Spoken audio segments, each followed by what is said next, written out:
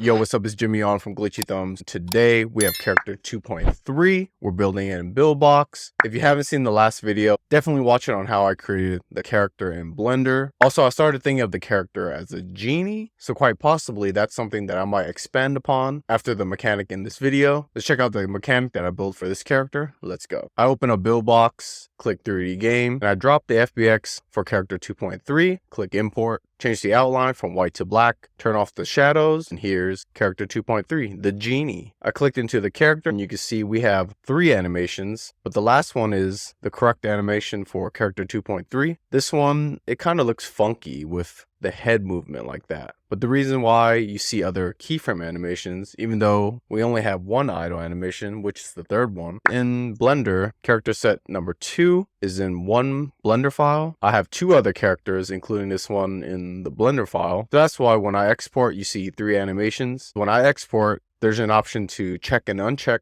all actions. If you have it checked, it will export your FBX with all the animations in the Blender file. So that's why you see 3 animations for character 2.3, but we only really need the last keyframe animation, which is the idle animation I came up with. But these other animations actually look not too bad. They're not correct for this character, but it still works if I wanted to keep it, but we're not going to keep it. So I delete it and keep the one that's correct for character 2.3, check looped, save the file, always adjust the view for each of the characters. Ooh, this close-up of character 2.3, the genie, actually looks pretty good. You can definitely see why doing an edge slide on your 3D models and coloring it in with a darker shade really makes it pop a bit. I definitely could have used a darker shade, but this definitely works. This character already looks like a 2D character, so you can definitely build some sort of 2D game with this, some side scroller. I'm adjusting the view to accommodate this character. This is definitely going to be a side scroller going from left to right because that's how we drew it. That's how he looks. If I do it any other direction, it won't really work because of his eyes. If we remove the eye and the mouth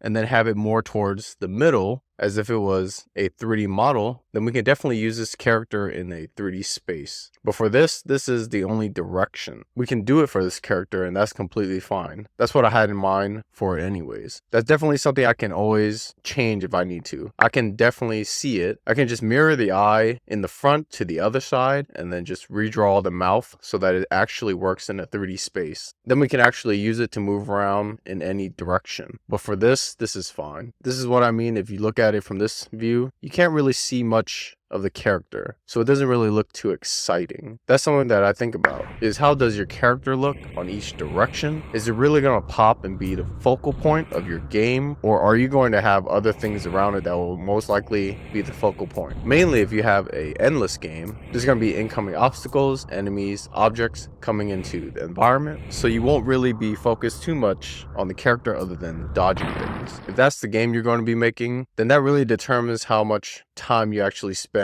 on the character itself. I'm adjusting the collision shape. This character is super tall, so that's why we have a long collision shape. I don't think having a character this tall is ideal unless the world is much bigger than the character itself, because it definitely doesn't fit through things in a tiny mobile screen. Most of my games are mobile games anyways. If I tried to use this character with a long hit space for fitting in certain areas in a game, I don't think it will work that much because of how tall he is. We would need to expand the screen space to accommodate that. I press play, and this is character 2.3 with the idle animation I came up with in Blender. I go into debug mode just to adjust the character so that it's not going into the ground like that. It has to feel like he's actually on top of the ground and not going into the ground. So that's something I would really fix if I were to use this character and polish it a little bit more. This is where I think the leg bump would have came in handy while we were rigging it, because then it would actually be on the ground and then the tail would be grounded to the floor. It wouldn't animate into the floor like this, but that's something I can always change. I'll definitely do that if I do revise this character. I mentioned this in the last video that I might add a lantern to the character because he looks like a genie, and genies come out of lanterns. It reminds me of Genie from Aladdin. So those were the ideas that came to my head. I drag character 2.3 up in the air so that when we start the game, gravity will pull him down as soon as we have it set to dynamic. You can see when the hitbox hits the floor, it bobbles around, and this takes some time testing just to get it perfect. We're definitely not going to get it perfect. As I'm adjusting the collision shape, I was thinking maybe to try a different collision shape this time. We normally use a cube, but maybe a cylinder will be much better. but a cylinder makes it wobble a bit too much. It's a pretty cool effect, and I've actually haven't experimented with a cylinder, dropping it onto the floor and seeing what happens, and you can see it wobble in place because of the circular base most likely. And that's actually pretty useful. If I want to come up with a game where I drop things and have it wobble, that's definitely something new to add to my ideas. We can always adjust the rotation factor, which I do in the X, to 0 to see if we can control this wobble just a bit. We don't want it to wobble too much. So I put 0 in the Y axis, and now it just wobbles back and forth in the Z axis. This definitely works if I want to have some sort of dropping game where we drop things from the top,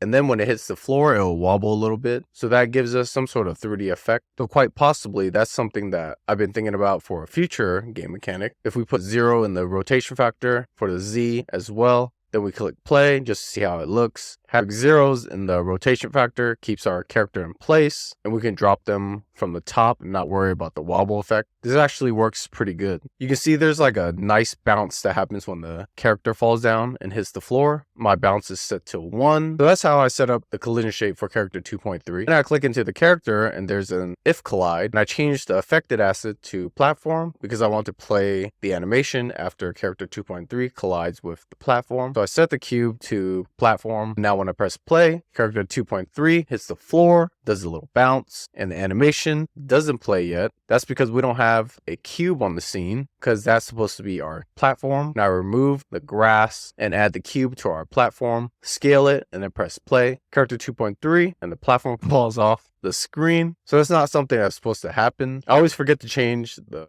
starting cube from dynamic to kinematic. So that's why that always happens, where I press play and everything just falls down because everything's set to dynamic. I press play again, character 2.3 falls down. There's no animation set just yet, but as soon as the character collides with the platform, then the idle animation plays. So that's perfect. So that's how you would set it up if you want the animation to play after it collides with something. I've actually never used the collide endpoint to connect the nodes, so that's why I'm trying it here. This is interesting because it has the same effect as having the if collide node. I'm wondering if there's a difference between using the two, because I normally just connect to created and then have a if collide. Maybe that's just an extra step that I do because I've never used the collide endpoint. So I definitely got to look into the collide endpoint to see what else we can do with it. I normally just connect everything to created. So now that we have the character in this platform, we need to create some sort of mechanic. I'm definitely doing something with snap mode. This keeps everything snapped to the grid on the screen. I'm using it to snap the start point and the end point because we're going to have the game direction go from left to right. So that's why I'm moving the endpoints and changing the rotation so that we go from left to right. That's the view I decided to go with for character 2.3, the Genie. So now when we hit start, you can see we're coming along nicely for this character and the mechanic. I scaled the platform so it covers a good portion of the floor. Normally my prototypes and mechanics are going to be very simplistic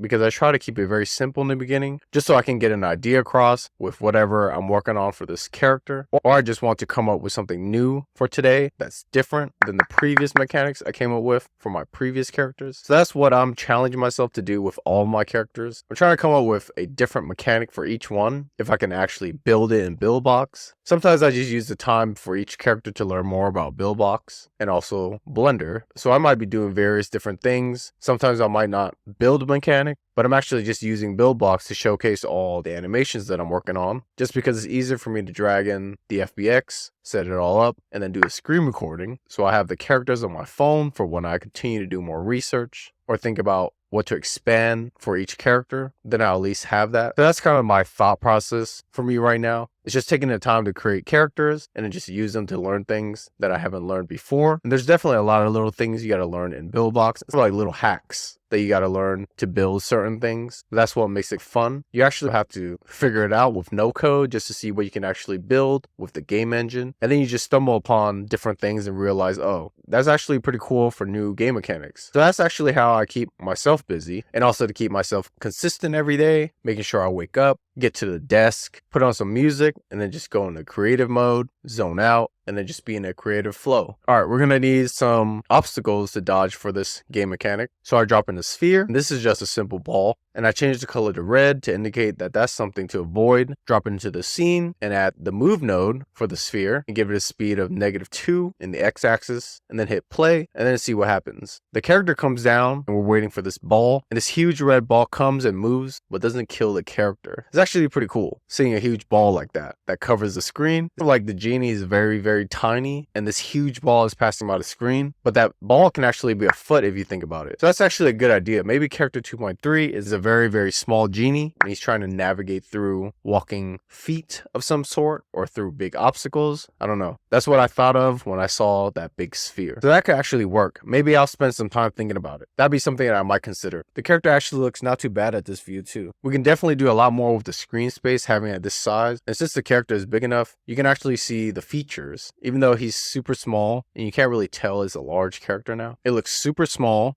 Since his ball is a little bit too big, we definitely need the sphere to be smaller than or around the same size as character 2.3, kind of like around his head size. So I press play again after scaling the ball, and the ball is still a little bit too big. It's not really moving from right to left, and I adjust the view a little bit just to see where this ball is rolling. I was trying to see how this ball rolls because definitely it's not going from right to left in a straight line. So that's a bit odd that that's happening. Like it's almost slanted. And for some reason, I'm changing the mass for the ball, I guess to make it heavier. It's a little bit odd and it's floating in the air. That definitely shouldn't be like that. And we go back and then I double check the move node again. And this is a recurring thing where I don't press enter and the values are incorrect because I only wanted -2 in the x-axis and then none for y and z. So that's why it's slanted, because there's actually a 1 in the z-axis and that's not what we wanted. So it should actually be none in the y and z. Let's try that again. And now the ball actually rolls correctly from right to left and then it hits character 2.3 and moves it off the screen. Now that's pretty cool. You can see character 2.3 is moved out of the way, and I think that's something I could definitely use. I could actually have some sort of lever in a game and that pushes him out the way, something like that, something that pushes him. So that's another idea to think about. Yeah, this is just how my brain works. I see things and it tries to create something out of it. It just thinks of various different ways to use what I just saw. So that's the beauty of it. So that's why I'm trying to integrate as much knowledge and features as possible. So I have a wide variety of ideas at my disposal. That's the importance of trying to do something new with each character so that it actually builds up my knowledge on the things I can do with Blender and Buildbox. And eventually I'll be able to use all of that to create something pretty cool. It's a very slow process, but slow and steady wins the race. So now that we have some sort of obstacle in our game mechanic, we need some way to dodge it. So I add the touch node. So when the player touches the screen, something happens. And then I add the jump node so that we can actually touch the screen and jump and avoid the red incoming ball. And we had this set up last time for one of the previous characters where if the character collides with the platform, we can reset the jump limit that we set to 1. So that's why we're only able to jump once until we collide with the platform again. And I changed the jump force linear to 5 in the x-axis. And let's test the jumping mechanic for character 2.3. So the character falls down and then I tap the jump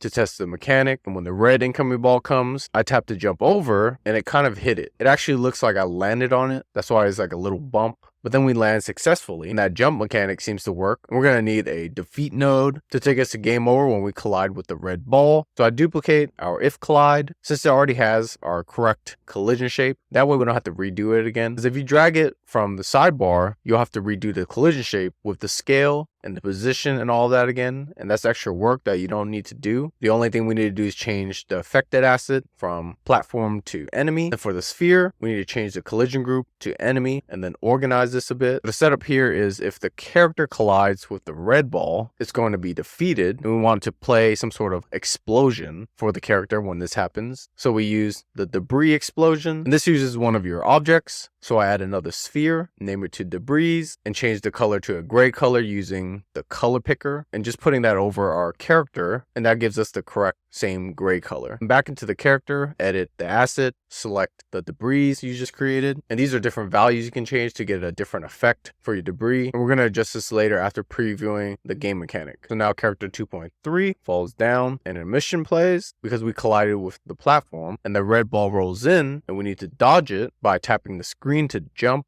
But what we're testing is the debris explosion. So we're going to let the character collide with the red ball. And you can see we shattered into a bunch of different spheres. And some are large, some are small. And that's based on the settings that we have on the right side. So you can see there's a minimum scale and a maximum scale. So you can adjust this to as small as you want or as large as you want. And it really depends on the values. So you have to go back and forth and test it. So now the debris explosion explodes into much smaller balls. And that actually makes more sense if the balls shatter into smaller pieces. It just looks better for this character. And it's actually not a gray color because we color picked it and it's not the same color. But I think I fixed that later on and I wanted to test the total amount of balls on the screen. So I put 100 and you see this is a pretty cool effect you can add to your game for a defeat of some sort where your character kind of shatters into a million pieces. And you can get pretty creative if you think about it on how to use it. Maybe drop in some sort of assets that are different pieces or different sizes of some sort. So maybe for this character, I would have a bunch of smoke particles or smoke puffs of some sort. Because I'm thinking about the Genie idea because we're going to have some sort of lantern where he's coming out of. And if he collides with something, possibly he would just poof away. So that's actually a pretty good idea to be able to use the debris explosion. And maybe I'll come up with some sort of smoke 3D object instead of it being spheres. So that's definitely something I should consider for the defeated animation for this character. And I'm scaling the red ball a bit smaller so that it actually makes a bit more sense with the sizing of the character and this world that we're in. I think this is when I start integrating the debris explosion I've used before, but I never really used it in a different way other than using a sphere with it and exploding into a bunch of smaller balls. So that's why I'm integrating it now so that we'll definitely be using it more for the future characters. I don't know if I used it for the last character. Maybe I did. I completely forget what I record sometimes. I have to go back and rewatch it because I really don't know what I'm going to narrate today. It just comes out. I'm just talking based on what I see on the screen. And I sometimes go off on a tangent because I have some sort of idea that leads me to here and then another idea that leads me to there. And I end up just talking about it because I want to capture all those ideas in video form so that I actually go back and remember it and then review it for when I continue to work on this character and expand upon it. I'll have these ideas stored somewhere other than my notes. It would actually be in video form. So that's the cool part of creating content. Just because I can actually just come up with a bunch of ideas and not have to worry about writing it down. It's already here in video and I can just go back and refer to it and then just choose the ideas or write down the ones that I really liked and further expand on the game mechanic if I want to work on these characters. So that's where I'm at right now with my game ideas and the game mechanics and all my characters. So you're seeing a little bit of progress if you've been watching all my videos. But if you haven't, definitely check it out. You'll definitely learn a lot about my thought process, my workflows, and all the things you'll need to catch yourself up on. If you're going to be using Blender and Buildbox, it's a lot to learn and you don't have to go through all the troubles that I went through. It's pretty cool to watch someone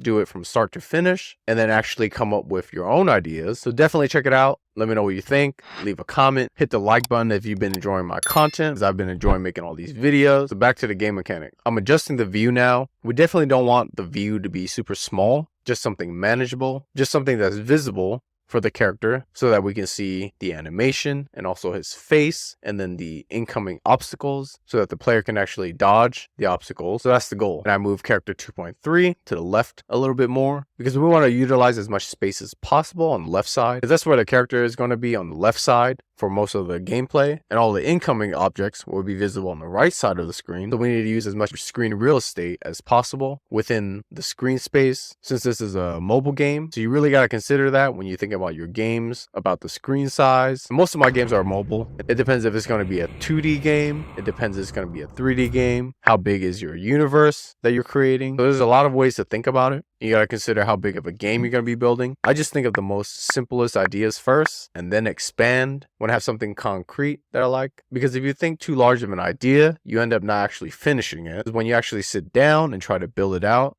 it might actually take a lot more time than you think.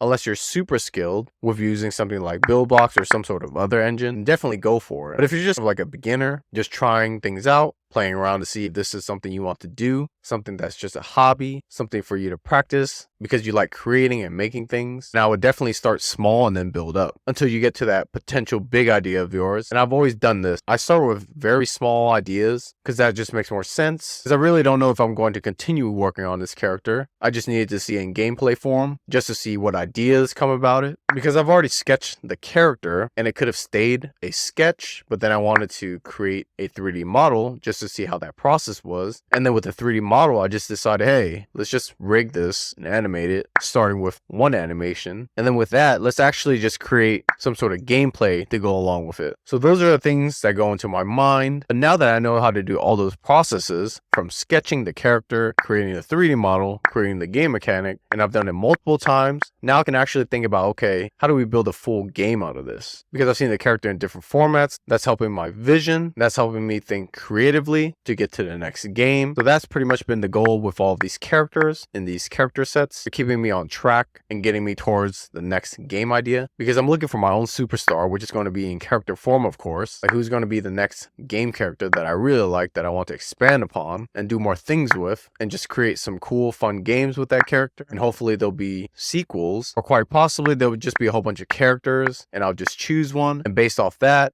make that character into a superstar. So that's what I want to do with this project of mine. I really don't know where it's going to go, but hey, we're just going with the flow. And back to the game mechanic, I duplicate the debris explosion. That way we can have two different debris at the same time. And I have to duplicate the object as well to give us a second debris, which I named to debris 2. And I changed this to black. And I'm trying to replicate the character because the character is gray and the outline is black, so that the debris should resemble the character, so that it makes sense. So that seems to be the focal point of this video, is getting to know the debris explosion a little bit better than my knowledge of it before. I really haven't used it much, and I hope to use it more with my future games. So when we collide with the red ball, the debris are still white, and that's not right, because we have inherit color checked for both of them, so it should definitely work. But I uncheck inherit color just to see what happens. And you can see the black balls appear now. So inherit colors should be unchecked for debris if you want a specific color. And I changed the scale for this to smaller balls. That way it makes sense. The outline is much smaller than the character itself. We're trying to make the environment make sense as much as possible. And I think the inherit color for the debris explosion is inheriting white, because our FBX is actually white and we're putting a texture on it, so it's inheriting the color from that. And that makes sense why the debris explosion was white, because our FBX is white pretty much. Now that we have two of these debris explosions, we're going to need an event node so that it takes us to the game over when we collide with the red ball. And I also add a delay node before taking us to the game over. It's because we want to see the debris explosion before taking us to the game over. So that's why there's a slight delay, and we can adjust the time for the delay. And I put 1 on the mind map. We need a UI screen, and in the UI screen we have an event observer, and this takes us to game over. And this is how we take the character to the game over screen. It's because it's connected to the event observer, and then we need an actual game over UI, and this is where we can reset the game mechanic so that we can continually test this game mechanic over and over to come up with more ideas. So that's why I started integrating the restart button. I actually install these game mechanics on my phone and then continue to play with it over and over just to see what other things I can think of. And I would always have this game mechanic at my fingertips. And that just gives me access to it whenever I want to sit down and really think about what to add to this game mechanic. I don't need to be near my computer or my laptop. And that's why I've been slowly integrating all the things I need so that I can expand upon these different characters. So we test the game, wait for the red ball, it collides with the character, and you can see the debris explosion play, and then it stops and then takes us to game over, which is why you see the restart button. And that's how we test the debris. But I actually don't want the debris to just stop in the air like that. We want it to fully explode and just keep momentum as it takes us to the game over screen. So in the UI screen, click the event observer and uncheck pause current world. That way when your character dies, the debris explosion will still play while taking us to the game over screen. And it actually creates this pretty cool effect that happens during the game over screen, and that's entirely up to you if you want to keep that. If you want it to just completely just stop, that works too. There's multiple ways to do it, but now you know there's alternatives. You can have something animate, you can pause the screen if you want, or you can unpause it. That's entirely up to you how you want to do your game over screens. There's just multiple ways of doing it. And I was looking for some sort of background for the game over screen, something dark, and I can just lower the opacity. So I actually just take a screenshot of the dark area inside of Buildbox, and this creates a PNG for me to use, and I just renamed it to BG, which stands for background, and I drop it in and scale it up. And this is how you would create some sort of background for your UI screens. Just use a small PNG of a background color, whatever color you like, and then just scale it up.